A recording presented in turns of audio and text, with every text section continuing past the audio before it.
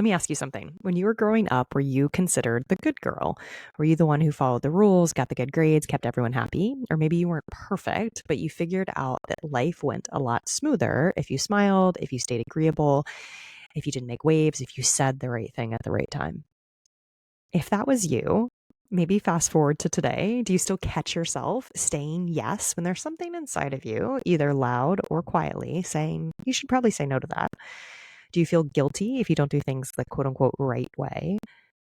Are you the one who feels like you have to keep all the balls in the air and you have to do that in the right way perfectly? And if one of them falls, then you beat yourself up because things always fall. If you're nodding along, this episode is for you. And I want to let you know that I have been there too. Okay, by the time most of us reach the middle part of lives, or honestly adulthood in general, we are carrying rule books in our heads, lists of shoulds. And we don't just have one. Oftentimes we have shelves full of them, right? I should be a good mom. I should work harder. I need to be a model employee or model leader. I shouldn't need help. I should be able to hold it all together. We collect these rules early on because on the other side of them is safety and belonging. So for me, I learned when I was a kid that if I followed the rules, I got attention, I got love, I got approval, and I felt really accepted. Like I was in the in crowd, even if that in crowd was just within my own family, right? I was in good graces with other people. In adulthood, these shoulds look like. So as a kid, the should might be, I get good grades, or I talk to adults in a very polite way, or I make my bed, things like that, right? And then by the time we get to adulthood, shoulds look like it's Sunday night, and instead of resting or maybe sitting down with my spouse and hanging out, I'm folding laundry because I feel like it needs to happen before the beginning of the week. Or after I put my kids to bed, I open up my laptop again and do more work because there's one more task that I just should do today. Or even though there's a lot going on in my life and it would be more convenient to work from home today, I'm in the office because I feel like I should be seen as a good employee. And below all of those, we have guilt, we have resentment, we have exhaustion, we have fear of letting other people down. We have the fear of feeling something like shame or like we're not good enough. We have the fear of losing approval from authority figures, from our friends, of not being in the in crowd anymore. We as humans are brilliant at reading faces and emotions, right? We can see something when somebody else thinks something, right? But oftentimes we don't actually know what they're thinking, but we make inferences. And as kids, we do this all the time, right? We put meaning behind something that we read. And our brain turns those moments into ultimatums in our head about how to be in the world. And at first, those rules are semi-adaptive. Like if I think back to when I was a kid and I figured out how to, kind of play the game, I did get love and attention, right? But over time, these harden into truths about me, truths about the world, truths about how life works, about who I need to be in order to be acceptable. I learned things like being good means I'll be safe. If I'm good, then people will love me. If I'm good, then I will finally be enough. And being good means acting in a certain way. And so then decades later, we're still living by these rules that we wrote for ourselves when we were little kids, when we were watching our family of origin, when we were watching our community, when we were watching our society through media that we were exposed to, books we read. We learn, we pick up these little truths and we say, this is who I need to be in order to be a good person. And then circling back around, this is where all of our rule books come from, right? These shelves of rule books that we have. And if you're in the middle part of life and this is you, you're maybe just nodding along because I know that I would be. And I'm like, yeah, I do have a lot of rule books. Yeah, I do know where some of them came from. Yes, it feels like there are a million things I need to do. My life is full of obligations and I feel resentful towards the obligations, but I also feel a lot of guilt if I don't actually fulfill them. And I think that little tipping point right there, I have obligations and I resent the obligations. I resent all the things I feel like I should do or need to do or who I need to be. But I also feel a lot of guilt, sometimes shame, sometimes fear if I don't fulfill them because I think that there is danger on the other side of not fulfilling them. So I don't really want to fulfill all of them. Maybe some of them I actually do, but some of them I don't want to. And I feel like if I don't fulfill them, then my love, my worthiness, my meanness is actually in question. So if this is you, your brain isn't broken. It's doing exactly what it was wired to do. right?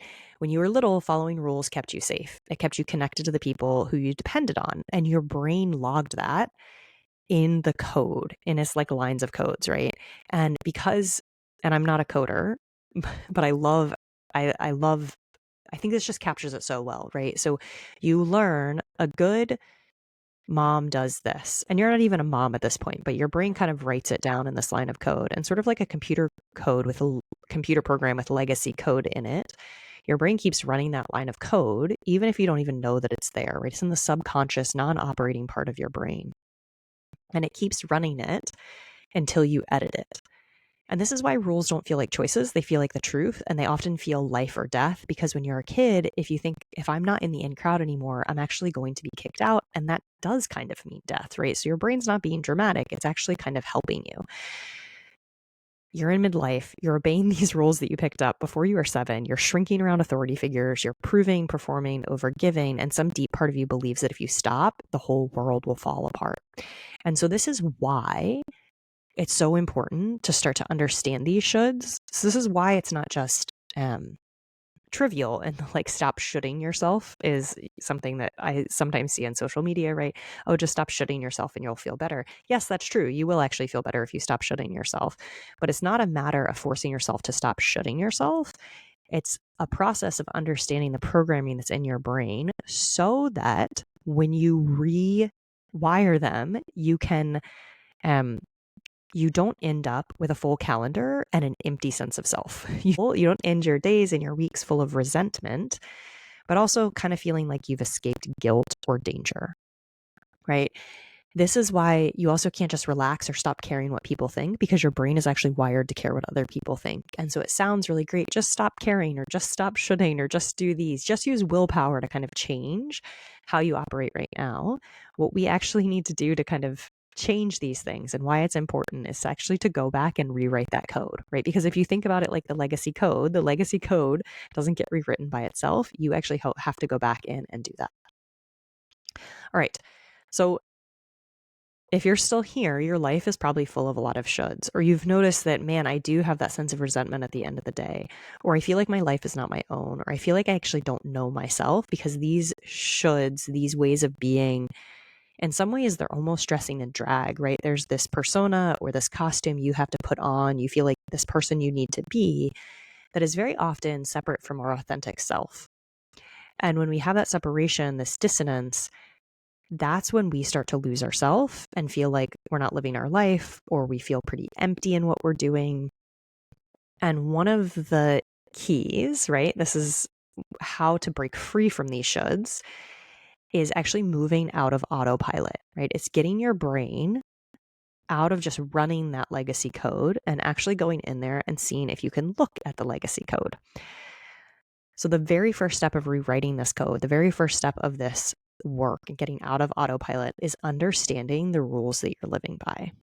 And you can start this week. And so I'm going to give you 3 options, but then I want you to actually choose one of these to go off and do. So you can catch shoulds in the wild. So the next time you're feeling that pressure or guilt or resentment, pause and ask yourself, what rule am I following right now? See if you can name it. I have a rule that I'm supposed to fold the laundry as soon as it comes out of the dryer, right? Whose voice does this sound like? Was it a grandmother? Was it another parent? Was it somebody else that you heard? Was it a TV show, right? Whose voice is this rule in? And you don't always need to actually identify that, but sometimes it can be really helpful. And then you might ask, what would I choose if I didn't believe this one right away? Or what if there's something else that's true?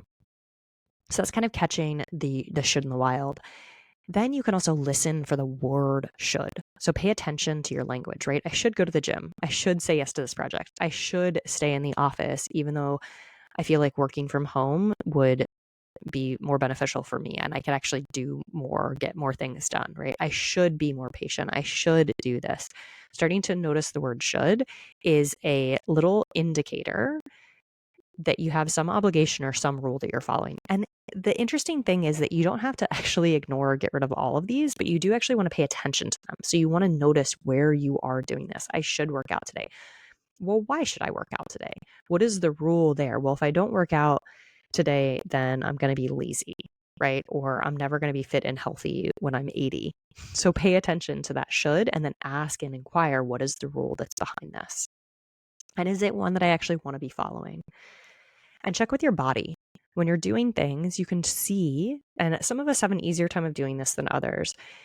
If something feels heavy, if it feels draining, if it feels tight, if it feels restrictive, then it's probably following some rule that maybe is in alignment with you right now. There's some dissonance there. And if it feels lighter or expansive or something even maybe more joyful, it's a want. And I want to say here that if you are a human with children, then you might have a certain number of obligations. But understanding the rules and the obligations and the choices you're making and the intersection of those, the Venn diagram of those, is kind of where we're going right now, right? Where we want to figure out where those intersections are so you can start to feel empowered in your life, even if you do have obligations that you do want to. Because some of the obligations I have, once I understand the rules that I don't want to be following, or when I'm telling myself, the obligation feels a lot lighter, and I understand that it's something that I do want to do. Okay. I want you, if you want to take this on, if you want to, because this work works when you work it in your life, right? Intellectually knowing these things can be helpful, but implementing them in your life is where the real change happens. So you might give yourself a mini challenge this week. I want to catch shoulds around my body or around food or around parenting, and see if you could write one of them down or all of them down and inquire, where did this come from? And do I want this rule in my life? I like to remind myself when I was going through this. I still do this, by the way. This is an ongoing process. It's not something I don't think that perhaps ever ends.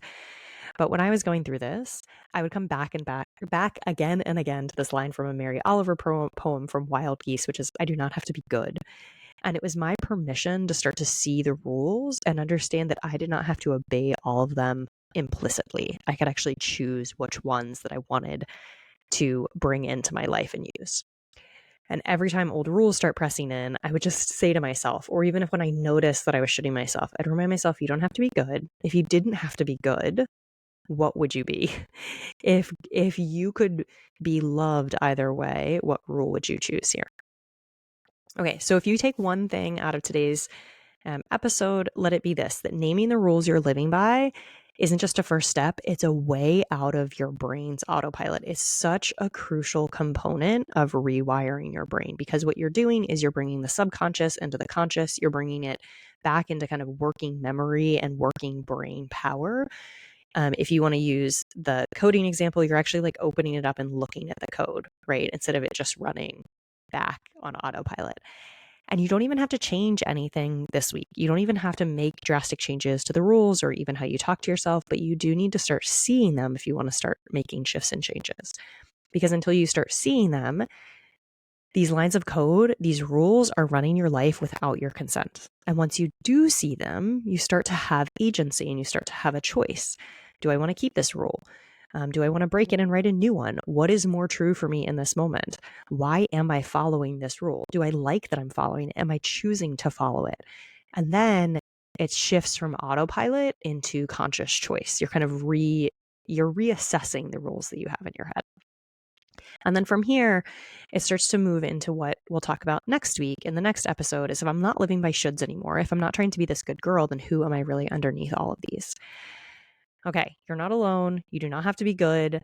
Thank you for tuning in this week. Let me know someplace, either on social media or you can write me an email, but let me know some of the shoulds that you'd prefer to not be living by, or some of the rules that you've rewritten in your life and how that shift has been powerful.